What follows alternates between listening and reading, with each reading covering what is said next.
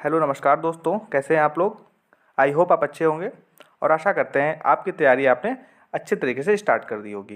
देखिए, आज की जो क्लास है ये बाल मनोविज्ञान और शिक्षा शास्त्र के जो इम्पोर्टेंट क्वेश्चन हैं उन सभी के लिए एक संग्रह लाया गया है और इन क्वेश्चनों के माध्यम से आप समझ सकते हैं कि पेपर का लेवल आपका कैसा रहेगा।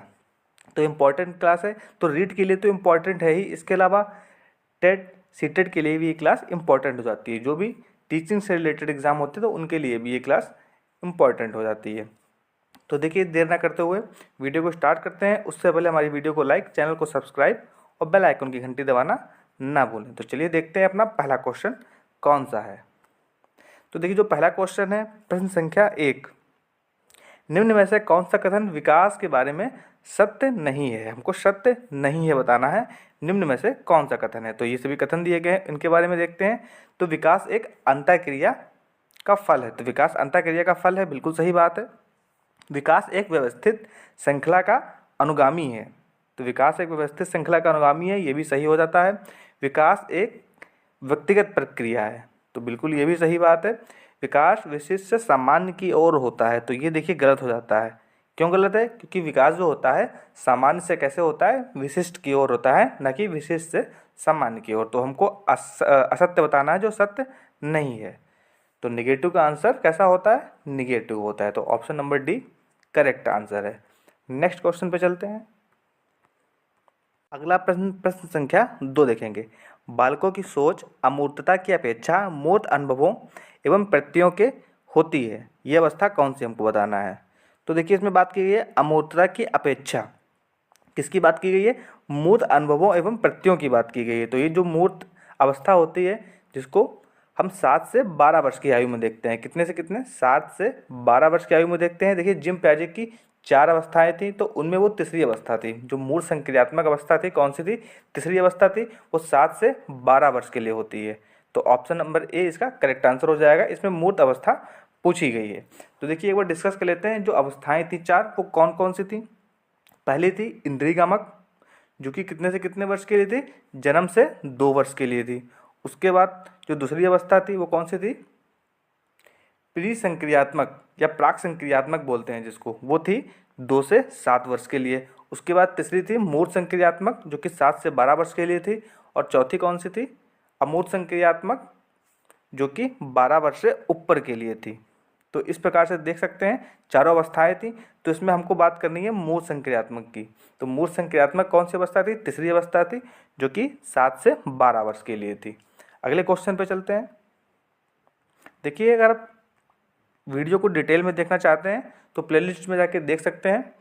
सीटेड के लिए इन सभी टॉपिक को पढ़ाया गया है। तो ये सभी इंपॉर्टेंट टॉपिक हैं, इनको आप देख सकते हैं, वहाँ से डिटेल में समझ सकते हैं किस अवस्था में क्या क्या कार्य होते हैं या क्या उनकी विशेषताएं हैं। प्रश्न संख्या 3 देखेंगे। मानव विकास किन दोनों के योगदान का परिणाम है। तो हमको बताना है जो मानव विकास होता है किन किन का परिणाम होता है। तो देखिए, मानव विकास जो है अभिभावक और अध्यापक। तो देखिए, सही तो है लेकिन पूर्ण रूप से इसको सही नहीं बोल सकते हैं। आगे और देखेंगे। सामाजिक और सांस्कृतिक कारक, वंशक्रम एवं वातावरण का, या इनमें से कोई नहीं। तो हमको बताना है। तो देखिए, इसका आंसर जो ज़्यादा सूटेबल होता है, जिसमें अभिभावक भी आ जाएंगे, अध्यापक भी आ जाएंगे, सामाजिक सांस्कृतिक जितने भी हैं ये सभी किस में आ जाएंगे? वंशाक्रम में और वातावरण में। देखिए, वातावरण में सामाजिक भी आता है, सांस्कृतिक भी आता है। जो आसपास का जितना माहौल होता है तो वो सभी वातावरण के अंतर्गत आ जाते हैं। इसके अलावा वंशक्रम जो जीन्स होते हैं उनका भी उसमें विकास में योगदान होता है। तो ऑप्शन नंबर सी बिल्कुल करेक्ट आंसर है। अगले क्वेश्चन पे चलते हैं। प्रश्न संख्या 4 जो है, निम्न में से कौन पियाजे के अनुसार बौद्धिक विकास का निर्धारक तत्व नहीं है। तो नहीं की बात की गई है, कौन सा नहीं है? निगेटिव टर्म हमको देखना है। तो चौथे का आंसर ए से हो जाएगा, सामाजिक संचरण, जो कि बौद्धिक विकास का निर्धारक तत्व नहीं है। अनुभव भी होगा और संतुलिनीकरण भी हो जाएगा। तो option number A correct answer है, निगेटिव बताना था। अगले क्वेश्चन पे चलते हैं। प्रश्न संख्या 5 देखेंगे। विशेष आवश्यकता वाले बच्चों को पढ़ाने के लिए निम्नलिखित में से कौन सी व्यू रचना अधिक उपयुक्त है। अधिक उपयुक्त की बात की गई है, तो देखते हैं। हर एक ऑप्शन को देखेंगे। तो पहला ऑप्शन क्या है? अधिकतम बच्चों को सम्मिलित करते हुए कक्षा में चर्चा करना चाहिए। अगला देखेंगे, विद्यार्थियों को सम्मिलित करते हुए अध्यापक द्वारा निर्देश देना। ऑप्शन नंबर सी क्या है, सहकारी, अधिगम एवं पीआर ट्यूटरिंग, सहपाठियों द्वारा अनुशिक्षण। अगला है अध्यापक के लिए योग्यता आधारित समूहकरण। तो देखिए ऑप्शन नंबर सी इसका ज़्यादा सुटेबल आंसर है, तो यही इसका करेक्ट आंसर हो जाएगा, सहपाठियों द्वारा अनुशिक्षण। उससे क्या होगा, बच्चा खुद करके उन चीज़ों को सीखेगा, तो उससे अधिगम और सीखने की जो एक विकास का जो प्रक्रम होगा वो और ज़्यादा अच्छे से हो सकेगा। अगले क्वेश्चन पे चलते हैं। प्रश्न संख्या 6 देखेंगे। समस्या के अर्थ को जानने की योग्यता, वातावरण के दोषों, कमियों एवं वृत्तियों के प्रति सजगता विशेषता है। तो हमको ये विशेषताएं दी हैं, बतानी है ये विशेषताएं किसकी हैं। तो क्या प्रतिभाशाली बच्चों की हैं, या फिर सामान्य बच्चों की हैं, या सृजनशील बालकों की हैं, या इनमें से कोई नहीं। तो इसका जो करेक्ट आंसर होगा ऑप्शन नंबर सी इसका करेक्ट आंसर हो जाए। सृजनशील बालकों के लिए, जो क्रिएटिव बालक होते हैं उनके अंदर ये सारी योग्यताएं या ये सारी विशेषताएं पाई जाती हैं। तो अगले क्वेश्चन पे चलते हैं। प्रश्न संख्या 7 देखेंगे। एक कॉलेज जाने वाली लड़की ने फर्श पर कोट फेंकने की आदत डाल ली है। लड़की की माँ ने उससे कहा कि कमरे में जाओ और कोट को खूंटी पर टांगो। लड़की अगली बार घर में प्रवेश करती है, जब वो अगली बार आती है, अगली बार की बात की गई है, जब लड़की अगली बार घर में प्रवेश करती है तो कोट को हाथ में रखकर अलमारी की तरफ जाकर कोट को खूंटी में टांग देती है। तो ये उदाहरण किस चीज़ का है बताना है। तो देखिए कोई भी कार्य जब है बार बार कराया जाता है या हमको स्टिमुलस दिया जाता है, जब हमको स्टिमुलस देता है तब आदमी वो बार बार उस चीज़ का व्यवहार करता है, फिर वही अपने व्यवहार में क्रिया ला देता है। तो उद्दीपक अनुक्रिया अधिगम का सिद्धांत ये हो जाएगा। तो ये किसने दिया था, ये पावलोव ने दिया था। जब हमको स्टिमुलस मिलता है तो उसके अकॉर्डिंग अनुक्रिया करने लगते हैं, वही हमारा व्यवहार में आ जाता है। तो ऑप्शन नंबर बी इसका करेक्ट आंसर है। अगले क्वेश्चन पे चलते हैं। प्रश्न संख्या 8 देखेंगे। बाह्य अप्रेरणा में समावेशित किया जाएगा। तो हमको कुछ ऑप्शन दिए हैं, बताना है कौन कौन से बाह्य प्रेरणा में समावेशित किए जाएंगे। तो प्रशंसा एवं दोषारोपण, अगला कौन सा है, प्रतिद्वंद्विता, फिर अगला है पुरस्कार एवं दंड, और फिर अगला जो चौथा है वो है परिणाम का ज्ञान। तो इनमें से कौन सा होगा बताना है हमको। तो देखिए इसका जो आंसर है प्रश्न संख्या 8 का, इसका आंसर हो जाएगा ऑप्शन नंबर डी, इनमें से सभी, क्योंकि ये पहला भी है, दूसरा भी है, तीसरा भी है और चौथा भी। तो ये कैसे हैं, बाह्य अभिप्रेरणा में समावेशित किए जाएंगे। तो ये चारों कैसे हैं, बाह्य अभिप्रेरणा है। तो ऑप्शन नंबर डी इसका करेक्ट आंसर हो जाएगा, क्योंकि सभी के सभी ये बाह्य अभिप्रेरणा है। अगले क्वेश्चन पे चलेंगे। प्रश्न संख्या 9 देखेंगे। जिस प्रक्रिया में व्यक्ति दूसरों के व्यवहार को देखकर सीखता है, ना कि प्रत्यक्ष अनुभव से, तो उसको क्या कहेंगे। तो सभी ऑप्शन देखेंगे। क्या सामाजिक अधिगम कहेंगे, या अनुबंधन कहेंगे, प्रायोगिक अधिगम, या फिर आकस्मिक अधिगम कहेंगे। तो इसको बोलेंगे सामाजिक अधिगम, क्योंकि सामाजिक अधिगम में क्या होता है, बच्चा जब समाज के साथ रहता है, दूसरों के साथ व्यवहार करता है, फिर उसको देखता है, उन चीज़ों को ऑब्जर्व करके बच्चा सीखता है। तो इस प्रकार का अधिगम सामाजिक अधिगम के अंतर्गत आता है। तो ऑप्शन ए इसका करेक्ट आंसर हो जाएगा। अगले क्वेश्चन पे चलते हैं। प्रश्न संख्या 10 देखेंगे। अधिगम निर्योग का लक्षण है। तो हमको बताना है अधिगम निर्योग के कौन से लक्षण हैं।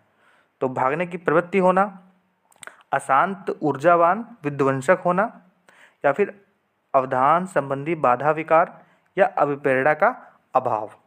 तो इसके लक्षण बताने हैं। तो इसका लक्षण कौन सा होगा, अवधान संबंधी या विकार। ये कैसे हैं, अधिगम निर्योग के लक्षण हैं। अधिगम को जब नहीं कर पाते तो उनके लक्षण हो जाएंगे ये अधिगम संबंधी बाधा या विकार। तो ऑप्शन नंबर सी इसका करेक्ट आंसर है। अगले क्वेश्चन पे चलते हैं। प्रश्न संख्या 11 देखेंगे। अधिगम को प्रभावित करने वाला व्यक्तिगत कारक है। तो हमको बताना है अधिगम को जो व्यक्तिगत प्रभावित करता है वो कारक इनमें से कौन सा है। तो संचार के साधन है क्या, समवयस्क समूह है, या अध्यापक है, या परिपक्वता एवं आयु है। तो इसका करेक्ट आंसर हो जाएगा ऑप्शन नंबर डी, परिपक्वता एवं आयु, जो कि अधिगम को क्या करते हैं, व्यक्तिगत कारक हैं जो प्रभावित करते हैं। तो अगले क्वेश्चन पे चलते हैं। इसका option number D correct answer है। देखिए प्रश्न संख्या 12 देखेंगे। एक क्रिकेट खिलाड़ी अपनी गेंदबाजी के कौशल को विकसित कर लेता है।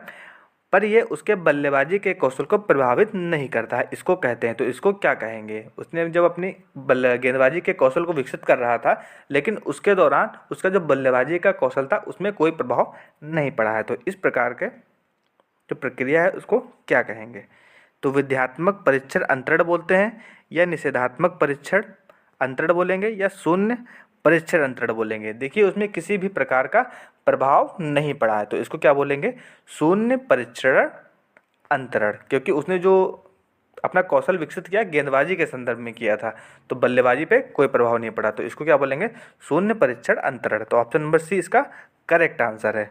अगले क्वेश्चन पे चलते हैं। प्रश्न संख्या 13 देखेंगे, निम्न में से कौन सा कथन किसी व्यक्ति के मानसिक स्वास्थ्य को उत्तम रूप से प्रदर्शित करता है? किसकी बात की गई है?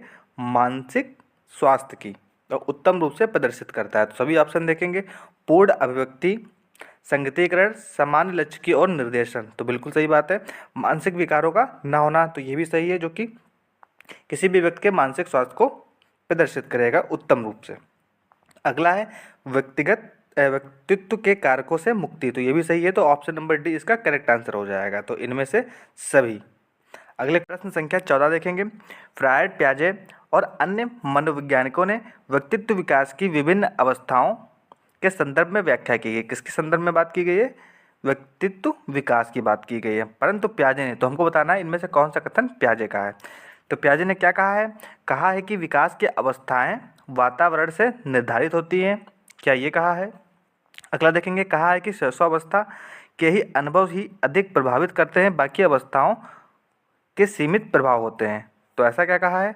अगला देखेंगे, विभिन्न अवस्थाओं को समझाने के लिए संज्ञानात्मक बदलाव के बारे में कहा है। तो देखिए जो प्याजे का सिद्धांत था संज्ञानात्मक विकास का सिद्धांत था, तो वही से कोरिलेट कर सकते हैं। तो इसका आंसर ऑप्शन नंबर सी सही हो जाएगा। तो संज्ञानात्मक बदलाव के बारे में कहा, तो बिल्कुल सही बात है।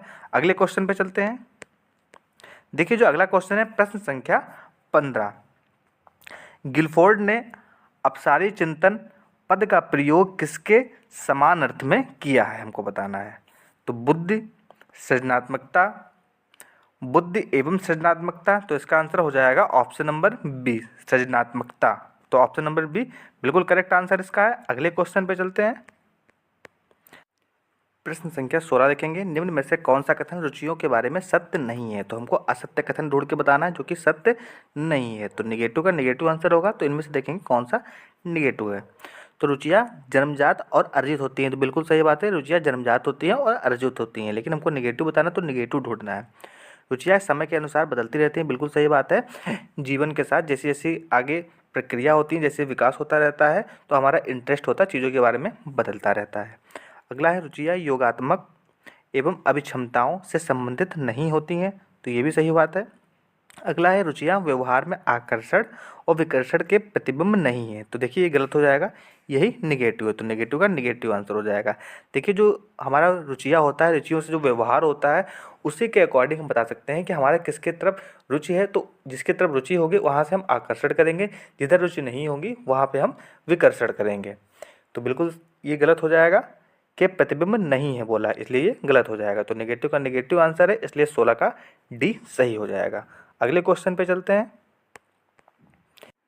प्रश्न संख्या 17 देखेंगे, अभिवृत्ति है, तो अभिवृत्ति इनमें से क्या है हमको बताना है। तो एक भावनात्मक प्रवृत्ति है, बिल्कुल सही बात है, जो कि अनुभव के द्वारा संगठित होकर किसी मनोवैज्ञानिक वस्तु के प्रति पसंदगी और नापसंदगी के रूप में प्रतिक्रिया करती है, तो बिल्कुल सही बात है। तो जो अभिवृत्ति होती है एक भावनात्मक प्रवृत्ति होती है, फिर अनुभव के द्वारा संगठित किया जाता है, मनोवैज्ञानिक वस्तु के प्रति पसंदगी और नापसंदगी के रूप में प्रतिक्रिया करती है, तो बिल्कुल सही बात है, ऑप्शन नंबर ए ही सही हो जाएगा। अगले क्वेश्चन पे चलते हैं। संख्या 18 देखेंगे, व्यक्तित्व एवं बुद्धि में वंशानुक्रम की भूमिका क्या होती है हमको बताना है। तो क्या भूमिका होती है? व्यक्तित्व जिसको हम बोलते हैं पर्सनालिटी, बुद्धि हो जाती है इंटेलिजेंस, तो इनकी वंशानुक्रम में क्या भूमिका है? नाम मात्र की भूमिका है, तो गलत हो जाएगा। महत्वपूर्ण भूमिका है, बिल्कुल सही बात है। अपूर्वान्वय भूमिका है, तो ये भी गलत हो जाएगा। आकर्षक भूमिका, ये भी गलत हो जाएगा। तो ऑप्शन बी इसका करेक्ट आंसर है, महत्वपूर्ण भूमिका है। अगले क्वेश्चन पे चलते हैं। प्रश्न संख्या 19 देखेंगे। जिन इच्छाओं की पूर्ति नहीं होती, जिनकी इच्छा की पूर्ति नहीं होती, ऐसी जो इच्छाएं होती हैं उनका भंडार गृह निम्न में से कौन सा है। उनका भंडार गृह हमको बताना है कौन सा होगा। तो ऑप्शन नंबर ए ही इसका करेक्ट आंसर हो जाएगा, इदम। तो ये क्या है, ये इनमें वैसी इच्छाएं होती है जिनकी हम पूर्ति नहीं कर सकते हैं, तो उनका ये भंडार गृह होता है, इदम। तो देखिए जो ये कॉन्सेप्ट है इदम अहम और परम अहम का, ये कॉन्सेप्ट दिया था सिगमंड फ्रायड ने। इन्होंने क्या किया था, पर्सनालिटी के 3 टाइप बताए थे, तो उसी से रिलेटेड है ये। तो चलते हैं अगले क्वेश्चन पे, नेक्स्ट क्वेश्चन देखते हैं। देखिए जो अगला क्वेश्चन है प्रश्न संख्या 20, रक्षा तंत्र बहुत सहायता करता है। तो रक्षा तंत्र बहुत सहायता करता है, किस में सहायता करता है, हिंसा से निपटने में, या दबाव से निपटने में, थकान से निपटने में, या अजनबियों से निपटने में। तो इसका जो सही आंसर हो जाएगा, दबाव से निपटने में। दबाव से निपटने में रक्षा तंत्र बहुत सहायता करता है, तो ऑप्शन बी इसका करेक्ट आंसर हो जाएगा। अगले क्वेश्चन पे चलते हैं। प्रश्न संख्या 21 देखेंगे। शारीरिक निर्योग्यता वाले व्यक्ति के लिए निम्न में से कौन सी युक्ति रक्षा तंत्र में सबसे अधिक नाम मात्र होगी। तो सबसे अधिक नाम मात्र कौन सी होगी, इनमें से हमको बताना है। तो तादात्म्यकरण होगा, या विवेकीकरण होगा, अतिकल्पना होगा, या फिर इनमें से कोई नहीं होगा। तो इसका जो सही आंसर हो जाएगा ऑप्शन नंबर सी। वो कैसी है, अतिकल्पना जो कैसी है, रक्षा युक्ति तंत्र में सबसे अधिक नाम मात्र है। तो ऑप्शन नंबर सी इसका करेक्ट आंसर है, अतिकल्पना। अगले क्वेश्चन पे चलते हैं। अगला प्रश्न प्रश्न संख्या 23 देखेंगे। सृजनशीलता के पोषण के लिए एक अध्यापक को निम्न में से किस विधि की सहायता लेनी चाहिए। तो इनमें से हमको बताना है किस विधि की सहायता लेनी चाहिए, ब्रेनस्टॉर्मिंग, या विचारावेश, व्याख्यान विधि, दृश्य श्रव्य सामग्री, या इनमें से सभी। तो देखिए किसकी बात की गई है, सृजनशीलता के पोषण की बात की गई है, तो इसका ऑप्शन नंबर ए सही हो जाएगा, ब्रेनस्टॉर्मिंग या विचारावेश। संख्या 25 देखेंगे। शिक्षा का अधिकार अधिनियम 2009 में एक अध्यापक को न्यूनतम कार्य घंटे प्रति सप्ताह निर्धारित किए गए हैं। तो अध्यापन कार्य के लिए एक अध्यापक को कितने घंटे निर्धारित किए गए हैं, तो एक शिक्षक की बात की गई है। तो इसका आंसर क्या हो जाएगा, 35, 45, 50 या 55। तो कितने घंटे किए गए हैं, तो ऑप्शन बी इसका करेक्ट आंसर हो जाएगा, 45 घंटे। 45 घंटे सही जवाब है, जो कि बी ऑप्शन है। अगले क्वेश्चन पे चलेंगे। देखिए जो अगला क्वेश्चन है प्रश्न संख्या 26। शिक्षा अधिकार अधिनियम 2009 में एक अध्यापक को निम्न में से किस दायित्व को पूरा करना होगा। तो हमको बताना है इनमें से कौन सा दायित्व है जिसको अध्यापक को पूरा करना होगा। विद्यालय में नियमित रूप से समय पर उपस्थित होना, तो ये भी सही बात है, उपस्थित होना पड़ेगा। पाठ्यक्रम का संचालन पूरा करना होगा, तो ये भी सही बात है। संपूर्ण पाठ्यक्रम का निर्धारित समय से पूरा करना होगा, तो ये भी सही बात है। तो इसके लिए क्या हो जाएंगे, सभी के सभी सही हो जाएंगे। तो ऑप्शन नंबर डी सही हो जाएगा, इनमें से सभी, सभी के सभी। तो option number D correct answer है। अगले क्वेश्चन पे चलते हैं। देखिए जो अगला क्वेश्चन है प्रश्न संख्या 27। राष्ट्रीय पाठचर्या रूपरेखा 2005 में शांति शिक्षा को बढ़ावा देने के लिए कुछ प्रक्रियाओं की अनुशंसा की गई है। तो पाठ्यक्रम रूपरेखा में निम्न में से किसे सूचीबद्ध किया गया है। तो हमको बताना है इनमें से किसको सूचीबद्ध किया गया है। तो देखते हैं। महिलाओं के प्रति आदर और जिम्मेदारी का दृष्टिकोण विकसित करने के लिए कार्यक्रम का आयोजन करना, तो यही सही बात है। Option number A correct answer है। इसी का क्या किया गया है, इसी को सूचीबद्ध किया गया है। तो option number A correct answer हो जाएगा। अगले क्वेश्चन पे चलते हैं। संख्या 28 देखेंगे। राष्ट्रीय पाठचर्या रूपरेखा 2005 में बातचीत की गई, तो 2005 में किसकी बातचीत की गई, तो हर एक ऑप्शन को देखेंगे। ज्ञान का विकास किया जाए, शिक्षण के लिए सुव्यवस्थित पाठ्यक्रम निर्धारित किया जाए, सही बात है। शैक्षिक केंद्र से विषय केंद्र होने पर, शिक्षार्थी केंद्रित से अध्यापक केंद्रित की ओर, या इनमें से सभी। तो इसका जो सही आंसर हो जाएगा ऑप्शन नंबर ए सही आंसर हो जाएगा। ज्ञान का विकास किया जाए, शिक्षण के लिए सुव्यवस्थित पाठ्यक्रम निर्धारित किया जाए, तो ऑप्शन नंबर ए सही आंसर हो जाएगा। अगले क्वेश्चन पे चलते हैं। देखिए जो अगला क्वेश्चन है प्रश्न संख्या 29। क्रियात्मक अनुसंधान का उद्देश्य है, जो क्रियात्मक अनुसंधान है उसका उद्देश्य क्या है। नवीन ज्ञान की खोज, शैक्षिक परिस्थितियों में व्यवहार विज्ञान का विकास, या विद्यालय तथा कक्षा की शैक्षिक कार्य प्रणाली में सुधार लाना, तो बिल्कुल सही बात है। तो ऑप्शन नंबर सी जो है इसका सही आंसर हो जाएगा। अगले क्वेश्चन, अगला प्रश्न देखेंगे प्रश्न संख्या 30। राष्ट्रीय पाठचर्या रूपरेखा 2005 के अंतर्गत परीक्षा सुधारों में निम्न में से किस सुधार को सुझाया गया है, हमको बताना है। खुली पुस्तक परीक्षा, सतत निरंतर व व्यापक मूल्यांकन। तो बिल्कुल सही बात है, ऑप्शन नंबर बी इसका सही आंसर हो जाएगा। तो ये भी गलत हो जाएगा। सामूहिक कार्य मूल्यांकन गलत हो जाएगा, इनमें से सही भी गलत हो जाएगा। तो ऑप्शन बी इसका करेक्ट आंसर है, जो कि सतत निरंतर व्यापक मूल्यांकन। जितने भी क्वेश्चन कराएंगे सभी के सभी इंपॉर्टेंट क्वेश्चन है, सभी के सभी इंपॉर्टेंट क्वेश्चन है। इनको देखेंगे तो एग्जाम का लेवल है कुछ इसी तरह का लेवल रहता है। तो आई होप जो हमारी वीडियो है आपके लिए हेल्पफुल रही हो। तो हमारी वीडियो को लाइक, चैनल को सब्सक्राइब और बेल आइकन की घंटी दबाना ना भूलें।